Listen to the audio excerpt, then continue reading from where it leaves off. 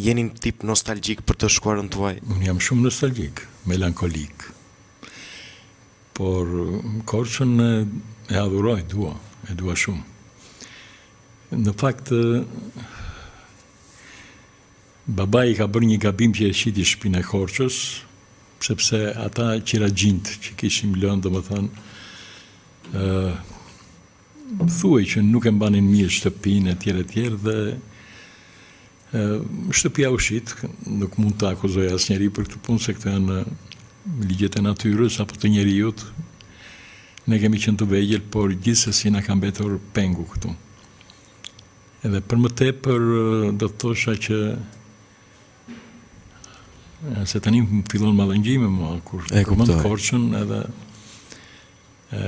do të thosha që unë jam rritur në Korçë, në fakt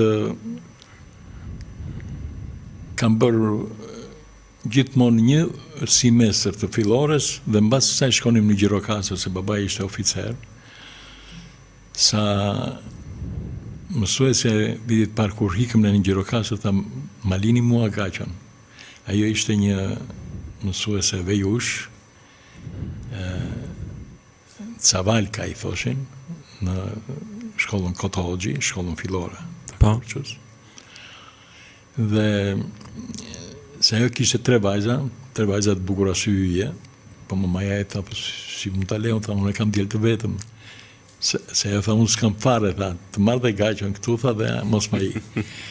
Por i tha, nuk mundem edhe, kështu që në paktën Korçën e doja dhe sa herë shkoja nga Korça në Gjirokastër, shkoja me shumë dhimbje, pavarësisht se në Gjirokastër, domethënë, u updatova shumë mirë me shok, me kolegë etj dhe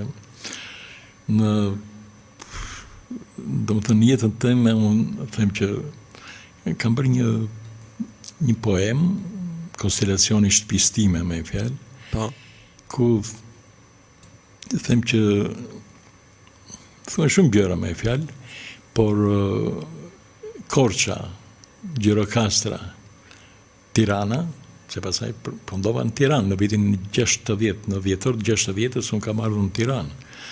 Dhe Tirana me njëherë më quajti Tiranas.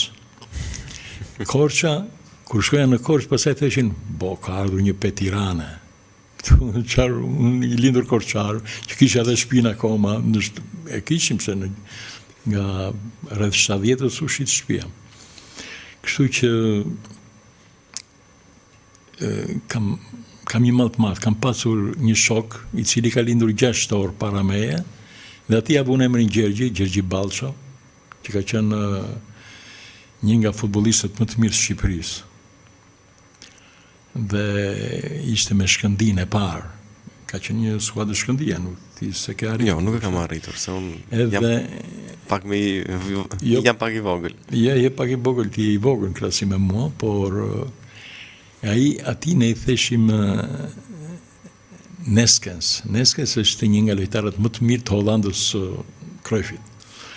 Ishte një lojtar që luante mezin e fushës, që nuk e shikonin, po kishte një shpejtësi të madhe dhe një punëtor shumë i madh. Megjithatë nuk dua të zgjatem këtu, domethënë se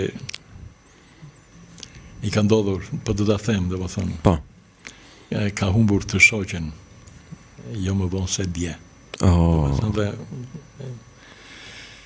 Kështu që më vjen vërtet keq që shpreh ngushëllimet e mitës sinqerta që jemi rastin në këtë podcast. Kjo është Korça ime. Gjithmonë kur luanim në Korçë, dhe unë luanja futboll atëherë, sigurisht ai ishte mbreti ose një princ i vogël i asaj kohe për të luajtur futbollin, por kur luanim me shpata, unë e mundja se unë bënja Skënderbeun.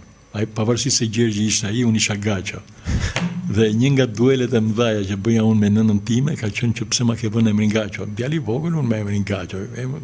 Emrin Gaço duhet të jesh Xhaxha, Dajo ose kështu. Po një ditë tonë sot më shkon emri me moshë. Të shkon me emri. Kaq mund të them për Korçën, por kam megjithatë gjatë kohës të zhvilloj me gjëra të tjera. Shkoni e vizitoni shpesh Korçën apo i keni distancuar këto vizitat? Jo, kohëve të fundit. Tash jeta ka bërë të vetën. Unë për shembull në Korçë për herë të fundit kam qenë, le të themi, para një viti, do t'ik më kanë ftuar sërish në netët Korçare të poezisë. Shkojmë që bëhet në 30-31 maj. Kur kam dërguar dhe unë poezit e mija e tjerë, dhe më thënë kështu. Edhe kjo është lidhja ime me Korçën e deri tanishme me fjalë. Por sigurisht kjo tregon që kam një lidhje dhe dua ta forcoj tash me sa duhet.